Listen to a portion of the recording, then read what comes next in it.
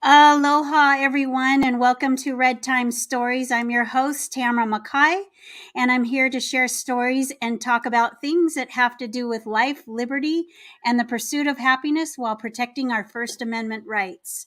We're also here to discuss concerns that affect our local communities, locally and across the country.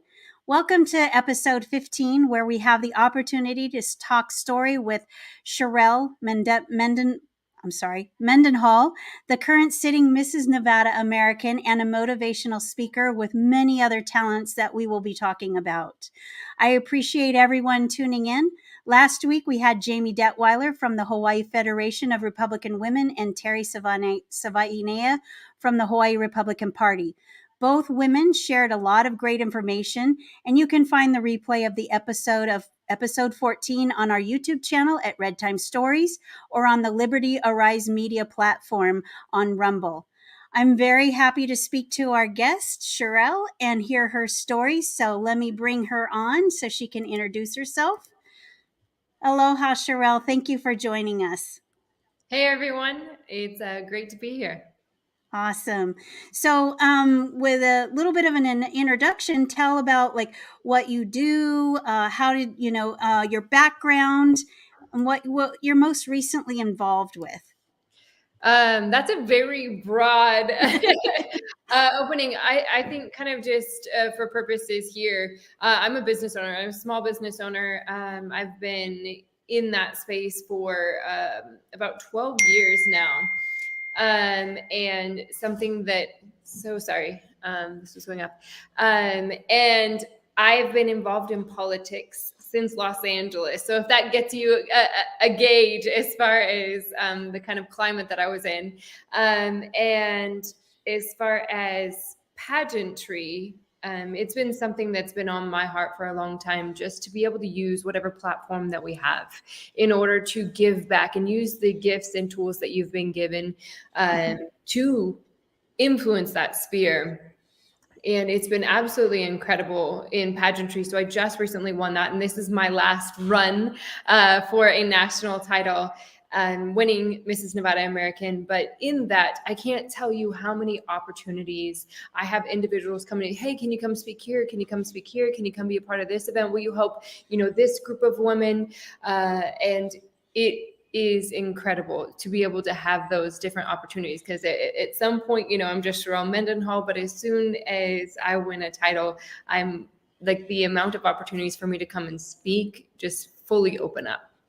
So, do you primarily speak to women, and what are some of the topics that you discuss when you are being a spokesperson? No, I actually speak to every single type of individual on each different platform. It's just been incredible to see the special invitations, because I was just speaking for Hope for Prisoners. I don't know if you've ever heard of them. But I spoke at their graduation most recently, and it just depends on what I'm praying about for that moment, to be honest. What I feel like God calls me to speak to. Sometimes it is on business, so I'll talk about practical, fundamental things that actually help people be successful. And then some of the others is really about like who they are and who God is to them and how that motivates them to be who and how they were created to be. But the invites to speak to like the battered women, the women who have gone through human trafficking or some sort of abuse. And that to me just really wrecks my heart to be a part of and help to influence, be hope, and be a light in those situations. So you also ran for office, and I believe, if I'm not mistaken, you ran for office in Nevada. Isn't that correct? That is correct. So what was the seat that you ran for, and what was that experience like?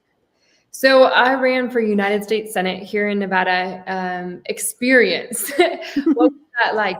I think one of the biggest things is we were kind of hosting all these events, Republican events, and I would watch these individuals coming through that were just kind of timid. They weren't really strong. They weren't powerful. And even just watching a lot of just like the party members, everyone had their different factions. So I also saw, on a national level, I kind of broke it down, and typically everyone wants to say, hey, start for something small and move your way up, and kind of like what you would do in business. And I took a look at the kind of state of our nation. Mm-hmm. I was like, we don't have time for good people to work their way up. And Mm-hmm. so there are some positions that obviously we do have to, take a hold of, on the local level. And that's every level. But just for me, I just felt this sense of urgency when it came to our borders, when it came to certain, human trafficking issues, when it comes to fentanyl, when it comes to international relations and the things that we need to have. We need to have leaders in these positions. And so my experience was very, very interesting. I would say I met so many incredible people that are frustrated and don't understand why we are where we are. And I can tell you that by running for office, I can see exactly why we are where we are. It's this mentality and these processes that people believe that a campaign needs to look this way or a candidate needs to do this, X, Y, and Z. And we're losing out on incredible candidates. And I'm not just Mm-hmm. talking about myself. I'm talking about so many individuals who lost their primary, who shouldn't have lost their primary. But you hear people talking about how, oh, well, they've never held office before, or, oh, this person has more money. And then as soon as these individuals get into office that do have the more money, and then they vote absolutely against everything that is Mm-hmm. Republican, and they show themselves to be what individuals call a rhino, or even worse, a Democrat in disguise. Right. Infiltrators. Yes, Yeah. absolutely. And so I watch this, and it's maddening, because we're also fighting amongst ourselves, and that to me is interesting, because it's like we are losing because Mm-hmm. we cannot unite and say this is who and what the real enemy is. And Mm-hmm. as a group of people, we need to stop, fighting amongst ourselves and fight the true enemy. And we haven't done that. We haven't collectively been able to do that. Um, you know, I think the other thing is, um, really important for me is having different conversations, Mm-hmm. because I watch as people are like almost speaking to an echo chamber, I guess is the words that I would use, like speaking to an echo chamber, and get everybody fired up, get everyone excited. And then uh, they don't know how to make the changes necessary when they do get in there and sit there. It's like, okay, if someone has a difference of opinion, we don't need to bash one another. We can actually just come, sit, listen, say, hey, guess what? These are the statistics. These are the issues. How do we fix it? Because in reality, human trafficking, that's a human issue, not a party issue. Safe Right. communities, that's a human issue, not a party issue. Kids being educated and proficient, not just graduating, mind you. Mm-hmm. Because, we have a higher graduation rate here in Nevada and a lower Mm-hmm. proficiency level. That is a human issue, not a party issue. Right. So you can go down the line, and there are some things, that are typically party issues when we talk about abortion, and those are typically party issues. That we've made it such, not necessarily that they are, but in reality, that's the thing that I could say is kind of what opened my eyes, was watching and being in the midst of everything and saying, hey, I want to do something different, but yet you sound exactly like everybody else. And then the people who are voting or engaged, there's very few in each group. You have the Mm-hmm. Republican Women Federation, these ones, and it's, Right. you go to all these different luncheons, and it's the same people at every single luncheon, in Yeah. a place with 3 million people, and I promise you, maximum there was like 100 at each event. And so just the apathy was staggering. It sounds like a lot of the same similar things that are going on here in the state of Hawaii. And also, in prior guests I've talked to from Florida and Arizona, they say the same things. And do you believe that the infighting is really infighting, or do you believe it's purposely done by infiltration? I do believe there's a lot of real infighting, and I think the thing that makes us wonderful as a group of people is we have a bunch of independent, big thinking entrepreneurs, strong willed. Mm-hmm. And so we get something in our head, and then we fight amongst ourselves, even semantics. There's just so many different things. Mm-hmm. Theology, when it comes to the faith-based and faith communities, and it's like they find one thing they don't like about someone and they start just tearing each other apart, Mm-hmm. or eviscerating one another, or doing it without even really knowing someone. And so it's really easy to just throw a hit piece at someone. Mm-hmm. A whole group believes it, a whole group doesn't, and there's quite a bit of back and forth. Is there infiltrating? Absolutely. But I do believe the thing that makes us great is also what has been our crux for years. Mm-hmm.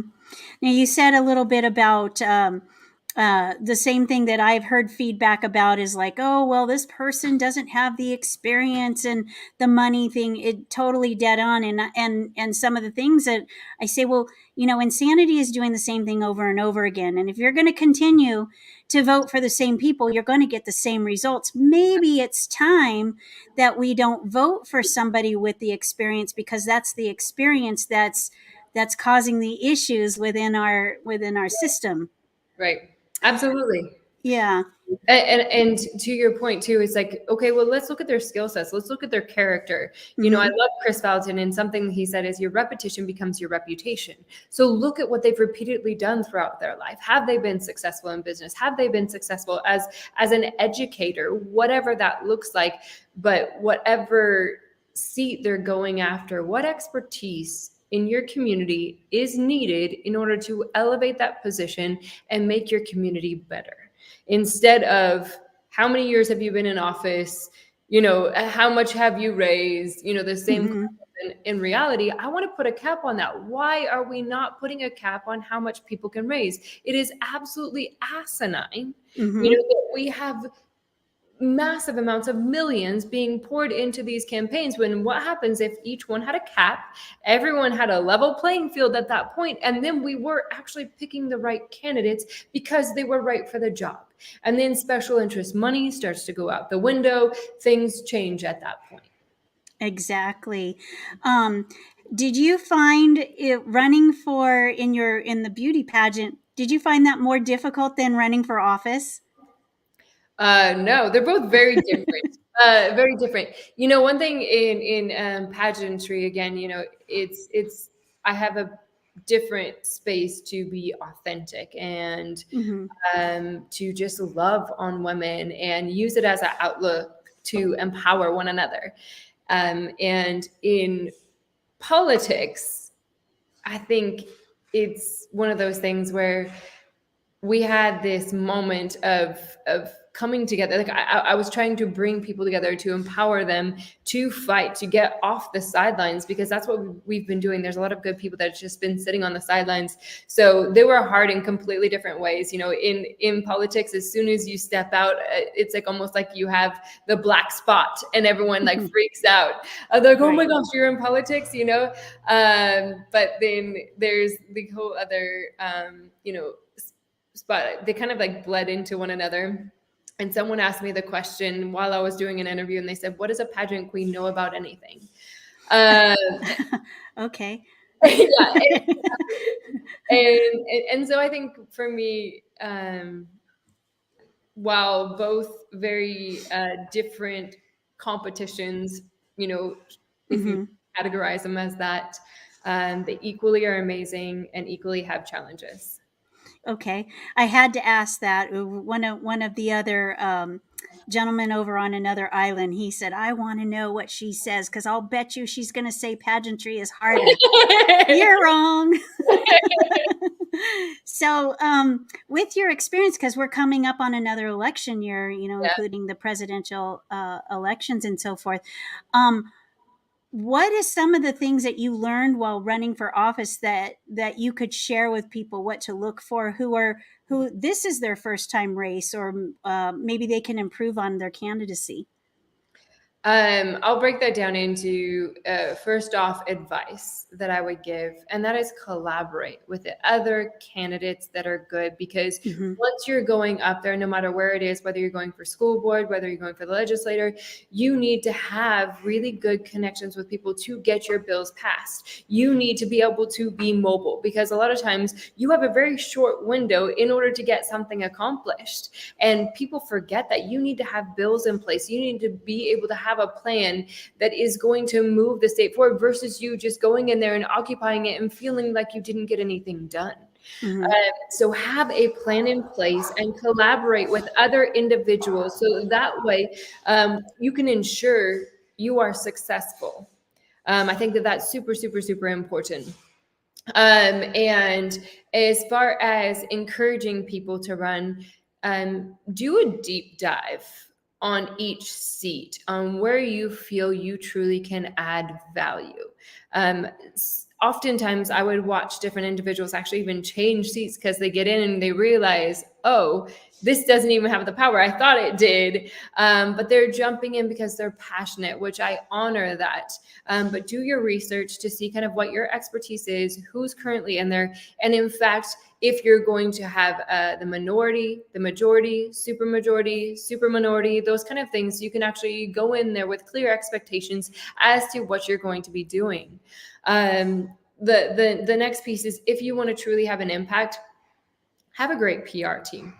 Mm-hmm. Have a really, really great PR team, meaning people who can reach out to the news and the media, and you can start sharing your platform, because a lot of times it's not just going to be put out there. You actually need to do that extra legwork so that it can be seen and it can be known. Whether you are a huge advocate when it comes to water issues, education, city planning, all of those are very important, need to be addressed, and you need to make sure that that gets out. So I could go on for quite a while as far as Right. advice. And also something else that I think is really important is we need to be the example.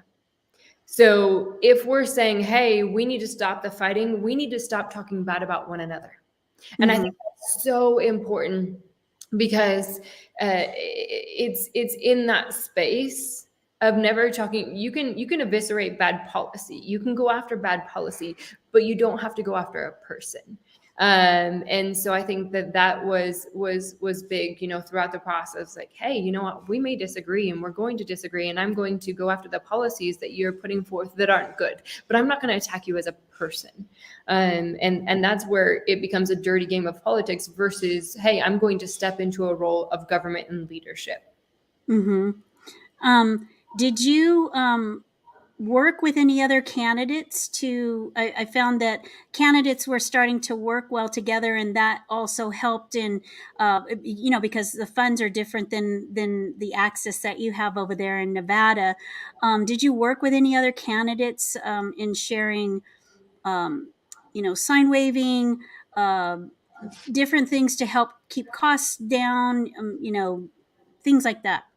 Absolutely. We did a lot of collaborations. We did walks together. So if there were any like precincts where there was overlapping, we actually did a lot of walking together, door knocking, events.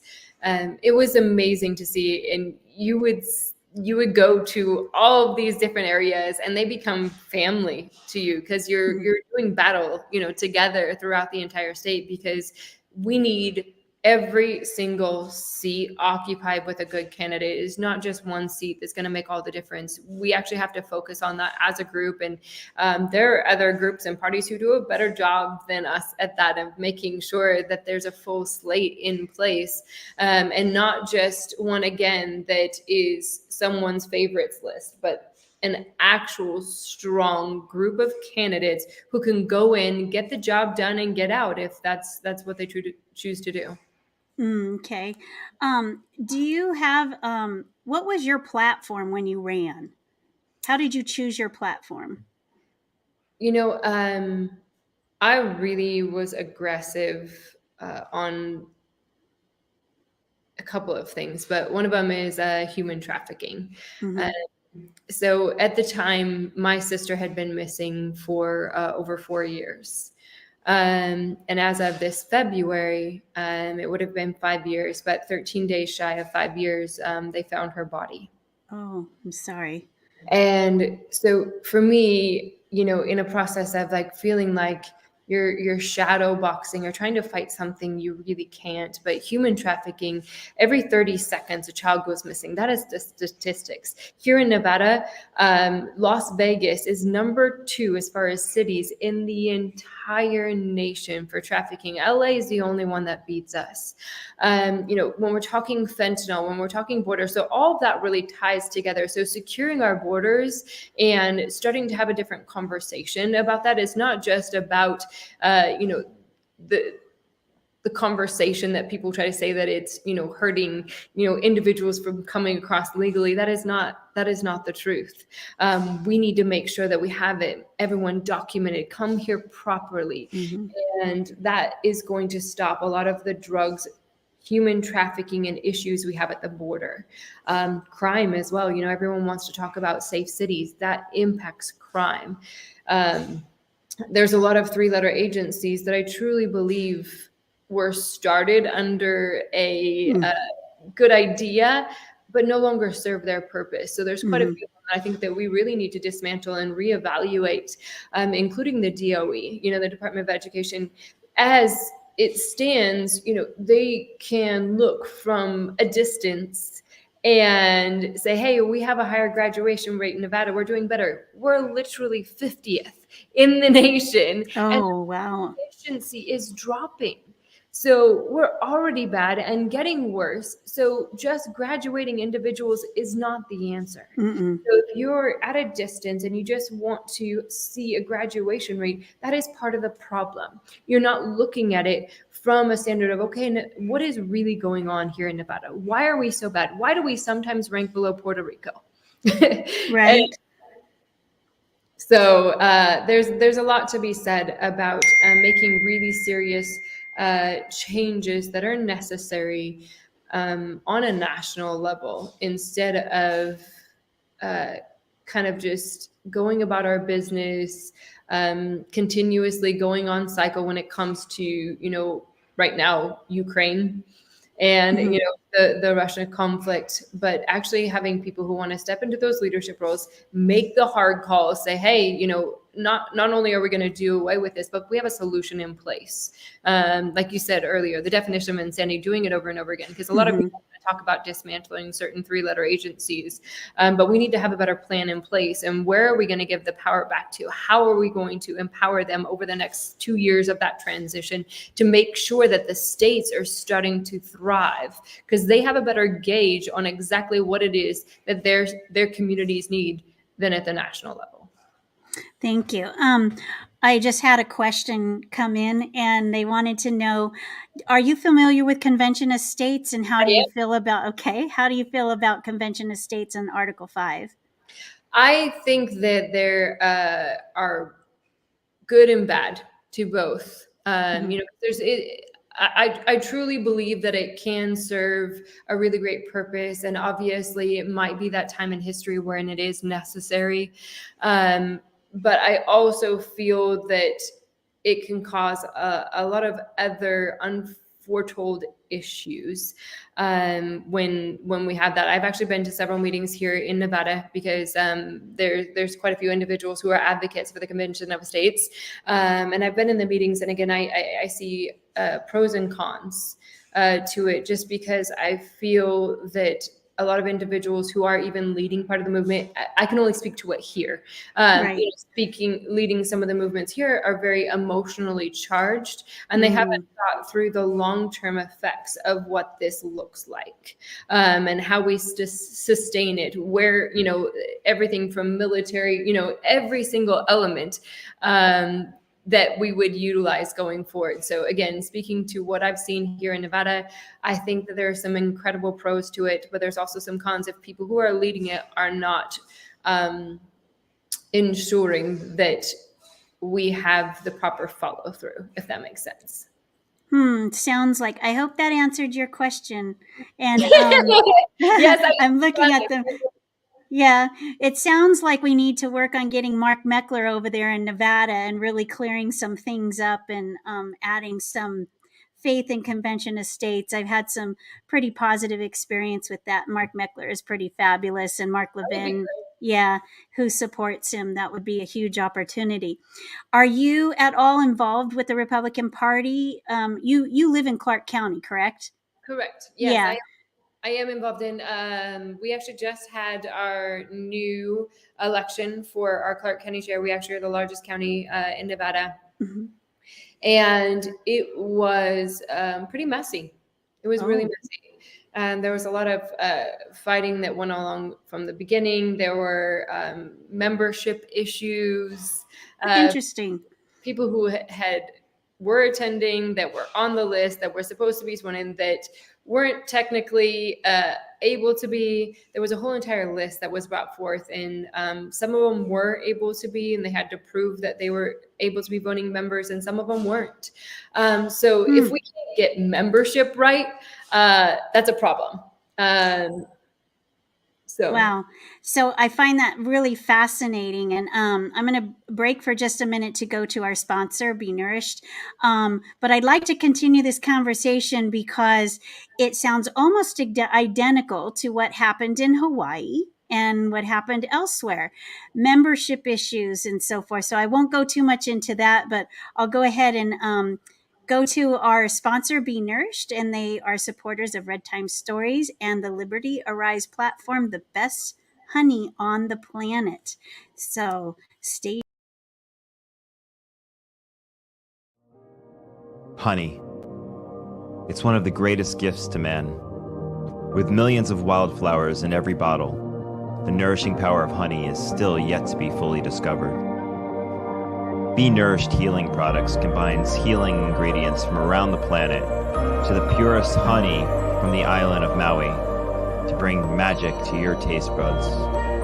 The best honey from the most beautiful place to nourish your body, mind, and soul. From our hearts to yours, be nourished.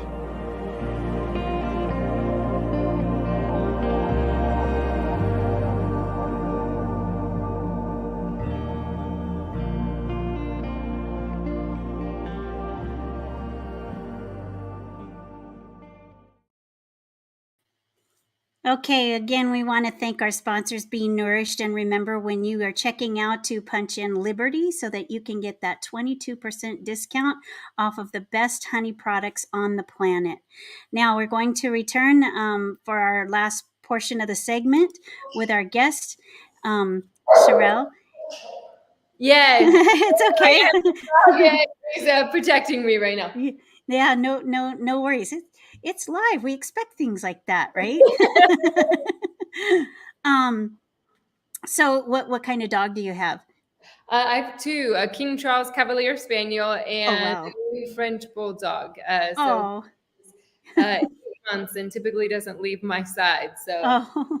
just thinks right now for some reason, he was protecting me against something. Not sure what it was, but Okay. So we had another viewer who caught the last part of what we were saying right before we went into the Be Nourished ad, and they said they want to know who votes at your county. Was it the county convention or was it the state convention that you were talking about for yeah, support? so this is the CCRP, the Clark County Republican Party. Okay. And it says, is it the precinct committee, women and men? You have a committee men and women program there, don't you? Are they the ones who voted? Yes. So I think you're talking about that's our state. So for our Clark County, it's any Republican individual who is and has been to 2 meetings is able to vote. So if that clears it up. So you actually have to have attended, you have to be a registered Republican Mm-hmm. and you have to have attended 2 meetings in order to be able to vote. And not consecutively. Before they did say consecutively, but 2 meetings in order to vote. One individual that was on the list, she had attended 1 meeting before, but she was registered independent and then finally registered Republican for the second meeting. But since she hadn't attended as a Republican for both events, she could not vote. One was still registered as a different affiliated party. Some were escorted out of the meeting.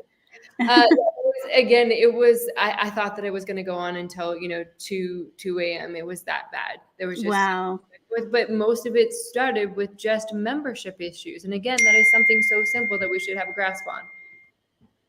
Right. So what we have are delegates in Hawaii. So we're just comparing, but it seems like you had similar issues as us with membership being inconsistent. Some people, so we have what's called a GOP data center. I don't know if you guys have that as well.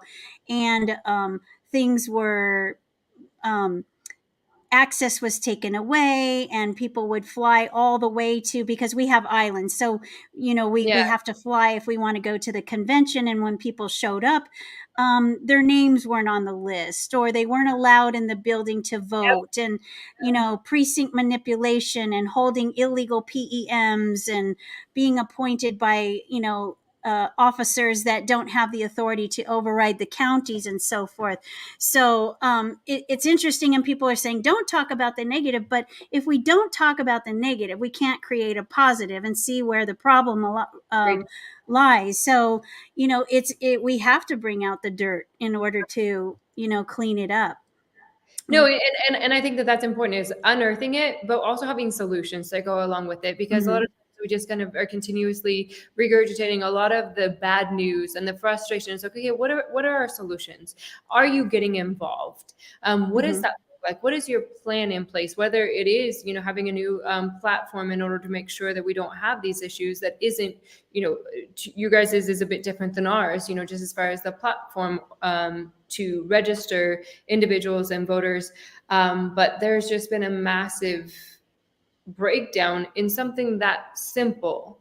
And I genuinely think that we need to revisit that, especially since it's not just a Nevada issue. If it's a Hawaii issue and other issues, we need to make sure that our members are secure. How are we sure that voting is secure if we can't even get our membership secure? Exactly. So another question, you had spoken about the members have to go to at least 2 meetings. Was that county meetings, district meetings, or precinct meetings? County meetings. So those are different for us. It's county meetings. So it's just the CCRP. You had to have attended a CCRP meeting, which is the second Tuesday of every month. You have to attend at least 2 meetings before you can vote. Oh, okay. And you said that your meetings are every month. Tuesday. Every Yes. month. Okay. I know people are making notes because they want change over here. So I appreciate that. What are some of the things that you see going on in the party in Nevada that could be improved? One of the biggest things is apathy. I think that we need to address apathy, and to be honest, having luncheons in the middle of a Thursday, it's not effective. You do have a small group of people who are able to attend those, but we need to start getting young kids involved. We need community engagement. So if we get a sponsor for hot dogs and hamburgers at the park every single month, so they can come and hear about these political issues, so they can start getting involved, so they can start being engaged, so we can talk about the safety and security of their kids. We need to have creative ways to get young individuals involved, parents involved, and it can't be on a Thursday at 12 at the country club, because I've gone to tons of those, and it's the same individuals who are going to be involved in politics no matter what. And it's mostly retired individuals and women who have the time, but that small portion shouldn't be deciding for everyone. And we will lose so much if we don't engage the kids. Right. I tend to think it's all by design because, again, that's another factor that you just said that is similar over here. Scheduling meetings when people are at work with their children or on a weekend when that's their family time, and it is by design, or especially when there's an important vote that should be had because they're counting on certain people to not show up. I believe it's all manipulation infiltration. I mean, we've had a woman who claims that, she did the walk away to the Republican Party, but obviously she didn't, because she was a diehard Bernie Sanders fanatic, and then all of a sudden bringing her same ideas and coming in and manipulation. And it's not just what's happening here. I hear the same stories over and over again, and I'm glad that you're sharing that, because the viewers who are listening are like, oh my gosh, it's not just us. It's not, tinfoil hat wearing and, Right. the labeling of rhinos. It's more than that. It's more It than is. that. And it's solutions. We have to. So we Mhm. have these conversations. We see that there's an issue. We need people to come up with solutions. Because again, we can sit here, misery loves company, Right. but we can't stay in that space. There's so much riding on the line. We have states that are trying to make it legal to have minor, like maps. I don't know if you know the term, a Mhm. map, minor attracted person. Yes. Be able to have sex with kids. They're trying to make that legal. We also have Michigan, legislation being put forth where you can potentially be charged if you use someone's wrong pronoun. Oh, holy smokes. There's so many things going on that we have bigger fights on our hands. We need a very, very secure database when it comes to membership. We need to make it easy so that people don't think that it's arduous to even become part of the Clark County Party or your party or the state party. Mm-hmm. It's solutions. What are the solutions? That's my biggest thing. And so to your point, whether it is by design by the current group on whatever city, state, or planet, we need to make the changes so that kids want to be a part of the party. I've had conversations with, young college students, because I love engaging with them. And I was like, okay, what do you think about these things? And they actually think a lot of these things are absolutely asinine and crazy, but there's nowhere for them to go that isn't just a mess. And that's our fault. It's on us, and we need to fix it now. Right. So the maps, didn't they approve that in California? I didn't see that they approved it, but where they're changing the laws, for the minor approved. Minor attracted persons. I didn't see that legislation get approved yet. I saw several states putting it forward. It was California, Washington, Michigan. Those are all states that were discussing it. Minnesota, they were all discussing it. So I don't know who passed it yet. Okay, but Nevada hasn't entertained that yet, have they? Not quite. Nevada's entertaining other things, and we've had the drag show story time at our libraries and everything along those lines, where there was individuals standing there holding a map, proud that they were a map, standing outside of a library and watching parents go in with their kids. Seeing that is gut-wrenching. It's hard to watch. Yeah, starting to happen over here as well, believe it or not. So of course it's part of that agenda. How is the political temperature in Nevada now? There's now a Republican governor. Now, has that made a difference? Some items, yes, some no. So I would say one of the biggest differences is we're not following Newsom on everything. So that was kind of everyone would watch what happened with California and Newsom, and we would pretty much echo that, in daytime, especially, throughout COVID. He has done a couple of things. He blocked a few things, but there were also some really big bills that he didn't veto or talk about or go after. He is also going to be under review shortly. And so he has an ethics complaint. So there's a lot going on. Has there been some changes? Yes. But at the same time, we also need a lot more done. Again, it's one of those things. We're still the minority, in the House and Senate. So there's a lot of work that needs to be done in 2024 in order to really support him to make real changes. And I think people need to realize that it's not just having a good governor that will stand up. We need legislation to back him up so that way he's not just standing there saying veto, veto, veto. So I hope that helps just give you a picture. Yeah, definitely. I mean, what advice, since we're on that topic of the drag queens and the MAPS program and so forth, and human trafficking, what are some things that parents can do, and children as well, to protect their children nowadays? It seems like it's very hard to protect your own children. There's several things that parents need to do, and it's taking a stand. So saying, I will not allow this in my child's classroom. You need to be involved. And a lot of times, as parents, it was this wonderful thing for kids to go back to school, and it was the teachers that taught the kids, and then they came home, and now we realize that has been a grave mistake. So number one, you have to be involved. You have to get engaged. You have to have conversations with the teachers. You have to find out what's being taught in these classrooms, have the conversations with your kids. And also, as sad as it is, we need to be having these conversations with kids, because one of the biggest things with our own kids, one of the biggest things is kids filter what they hear through the rest of their life by the first time they've heard something, good or bad.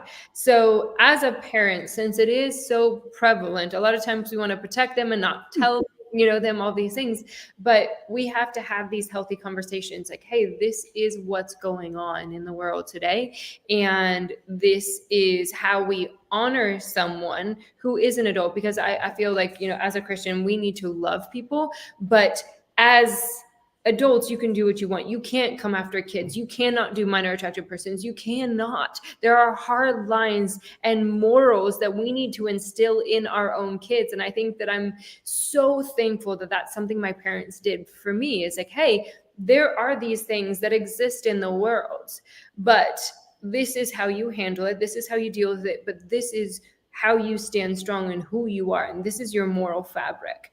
So it's instilling that, because then as they grow older, it's not going to go away. And it grows inside of you to want to pass that on to the next person. So that's what, or your family, your kids, things along that. Sorry about that. Okay. But that's what I would say is to really have these strong conversations, get involved.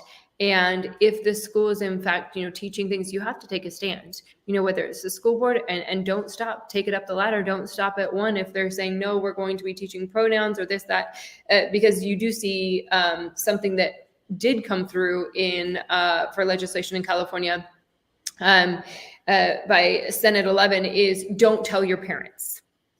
He has a book saying don't tell mom and dad. And it's about the fact that they can get some sort of gender reassignment surgery. And if your parents don't allow for it, they can have their kids taken away. And that is absolutely asinine to me. And the fact that it comes this far, parents, we can't be apathetic anymore. And it's not crazy to go up and say, hey, these are my morals. This is what I stand for. As an adult, on your own time, you can go do whatever you want, but you're not going to do it in front of a classroom. You're not going to do it with my kids, and you're not going to do it on your social media that actually broadcasts to our kids. There's so many different things we just need to start drawing hard lines on.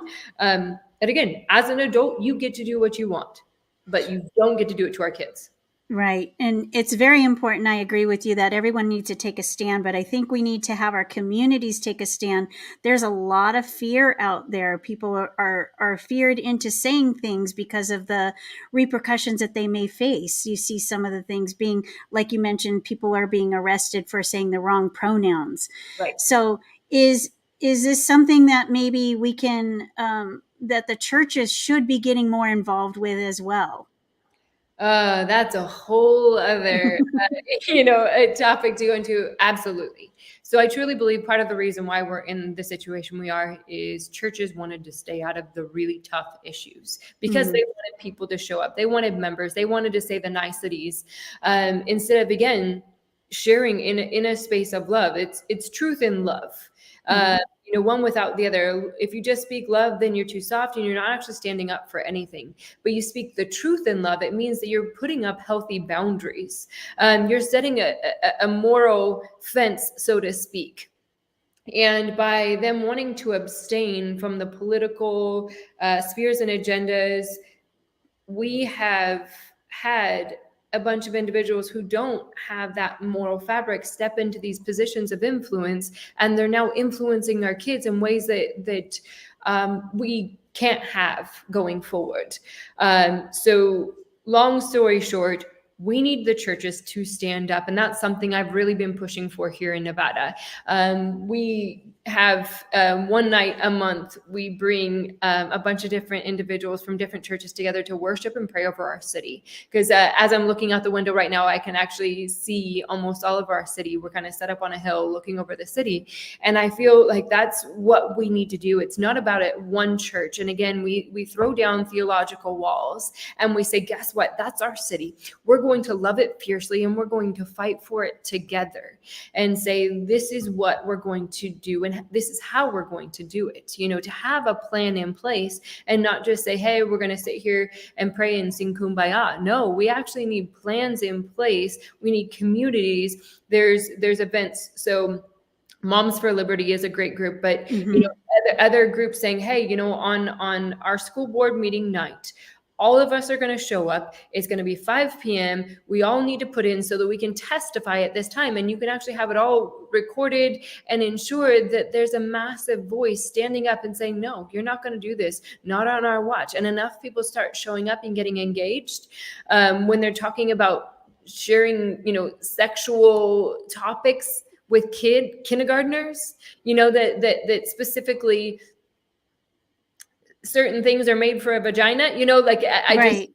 It's amazing that we're voting to tell that to kindergartners. So it needs to be strategic. To your point, it has to be a group effort. People need to say, hey, I'm going to take it upon myself. I'm really good at sending emails, sending text message, having a phone call. We're going to go, once a month. We're going to make sure that we're showing up at the school board meetings. We're showing up at the county commissioner meetings, whatever that looks like, to say, hey, we need to share a voice. And if they don't kind of reroute, then we need to find someone who's going to replace them and get them in that seat, so that way we can start having real change. And those individuals need to have plans. I don't want to have another conversation with someone who doesn't have a plan in place when they're going into it, because you have a short time for legislation to get it done, to get it, go through the process, and hopefully it's not delayed again till the next time you're in session. Thank you. I agree. So a lot of people, they're thinking, this is basically the end of times. It's definitely a war on good and evil. Yeah. What do you feel about that? And do you see membership increasing in your local churches? I don't know that I see membership increasing in the local churches. I see a need for God. I see a lot of people having those new conversations, reaching out.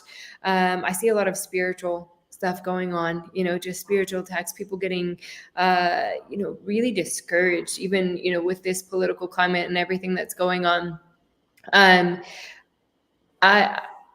would say, I think that just in general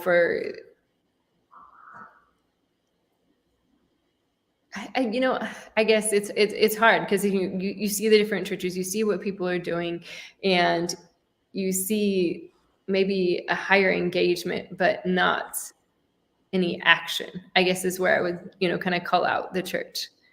Do you, just a couple more questions, and, then I'll let you close up here. We're getting a couple questions, so I'm trying to get those out there with you. Yeah. Besides going, wait a minute, I want to ask this too. Do you, first of all, are you going to run again? That's something I'm praying about. So if there's someone that if there's a seat that comes up, whether it's this cycle or the next, that I'm well suited for, yes, I will. Okay, awesome. We'll support you.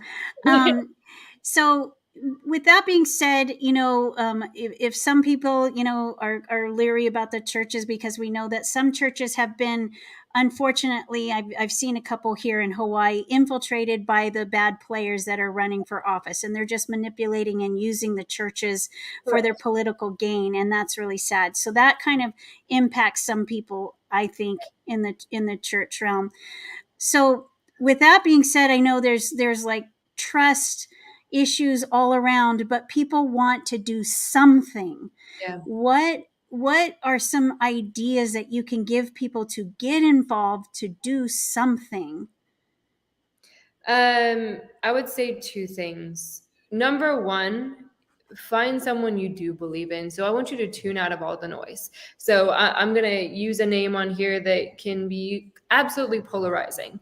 But when I was in Los Angeles in 2016, everyone can remember all of the rhetoric that was going around with Trump and Hillary, and how Trump was this misogynist and all these things. And they were playing these recordings on loop. And, I was on, film sets and all kinds of things in Los Angeles. And I went home and I just, for the first time, I sat down and read the policies written out by President Trump. And, at that time, the candidate. And I read his policies and I was like, yes, this is what I'm going to back. So I'm going to tune out of all of the noise, everything the media is saying, even my family at the time, everybody, what everyone was saying. And this is the person that I'm going to vote for. And that was in 2016. And I was so at peace with that. So I would encourage individuals to do the same thing. You have to tune out of absolutely every single piece of media, every hit piece, everything. You find someone that you do believe in, you can believe in. You tune out of the noise, because everyone, if they can't find something, they try and make something up. Right. So you do it, and you make sure that you help them get elected, whether it's in your city, county, or your state. So that's what I would really encourage people to do. And number two, it's vet them yourself. Vet them yourself. That kind of goes with what I was earlier saying. But if you don't vet them yourself, a lot of times you can be swayed at last minute. Oh, did you hear what that was? Who knows? AI can create something now. They can create anything. If they have a small clip of your voice, they can make it look like you, sound like you, walk like you. And so you have to be super discerning when it comes to that, but just read the policies, find out their character, and back that person and get involved, and don't listen to the noise. Yeah, it's kind of interesting, and you brought up AI. How convenient that AI starts to be pushed out right before the 2024 election. Just one more quick thing. You did mention Moms for Liberty, and I believe they extend to Hawaii. Is there any encouragement or something you could say about Moms for Liberty? Because I also think that's a great organization for people to get involved with that maybe aren't, into politics. Yeah. And another avenue. What that one, and can you suggest maybe one more? So Moms for Liberty is incredible. So I just went to their national event out in Philadelphia. And let me tell you, it wasn't quite the event, because out front of the hotel, they actually had police the entire time surrounding the property. Wow. Because there was a bunch of people there calling us a hate group. There was transgenders, flags, every rainbow flag imaginable, every map, everything. They were giving out the banned books, the ones that from the side that we're on, that are very inappropriate for kids, talking about very sexual things. So they were handing those out to families as they were coming by, but there was things being thrown at us, poked at, called names, screamed at. So the event itself was crazy, but Moms for Liberty stood their ground. They were absolutely incredible, super supportive. You had everyone from elected officials to women. In California, they have over 2,000 members. Wow. Absolutely amazing. Just moms that are standing up for liberty. And so I would absolutely encourage you to get involved with that group. Second group that I'm trying to think of another one that I've seen just absolutely mobilizing. I have Untrafficked. So Eric Colton. So if you actually are, wanting to get involved, because a lot of people have watched Sound of Freedom and they don't know how to follow up or get involved, I would say go to Untrafficked and Eric Colton. They have actually 100% success rate in untrafficking kids in their mission. So that would be the other group I would say, and we're getting involved and we're bringing him here to Nevada. That's amazing. Well, we're running out of time, so I wanted to give you a couple minutes for a closing remark. And if you want to give some contact information for people to support you, or something that you're involved with that people can contact you, please, the floor is yours. Thank you so much for having me. Couple things. So follow me, social media, Sharelle Mendenhall. We're actually making a huge announcement. We're going to be doing a worship festival here in Las Vegas.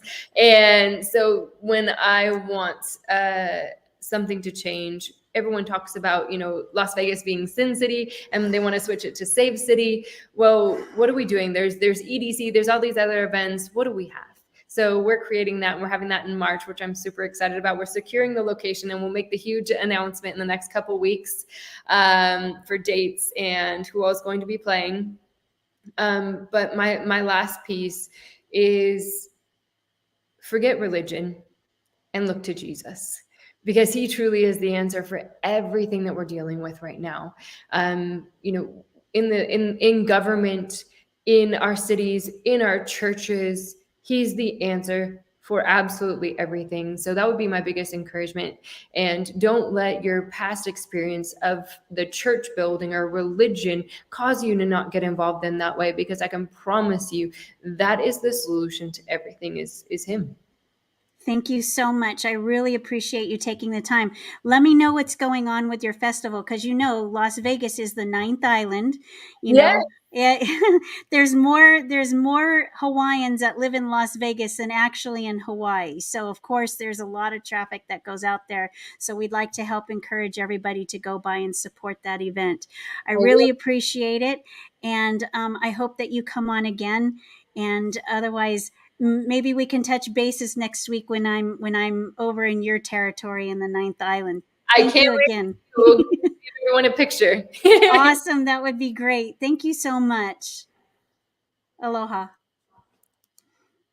Well, thank you everyone for tuning in and sending in the great questions to ask of Sharelle. And I hope that you support her. And she had a lot of good insights to share with you, and take that to heart, because there's always hope, as she said. You can always find us, the replay of this segment, on YouTube, the Red Pill. You can also find us on Twitter, Facebook, and you can find us again. You can email me too. Sorry, at writeasred@pm.me on the Liberty Arise platform, also on Rumble, and we'll have that replay on there as well. Make sure you tune in next week at the same time. We will have a nice guest from the Big Island that we will be addressing human trafficking, which is on everybody's mind. And keep checking back for additional information. Again, mahalo for joining me and giving your support. I really appreciate it. And just remember, truth has no fear. Aloha.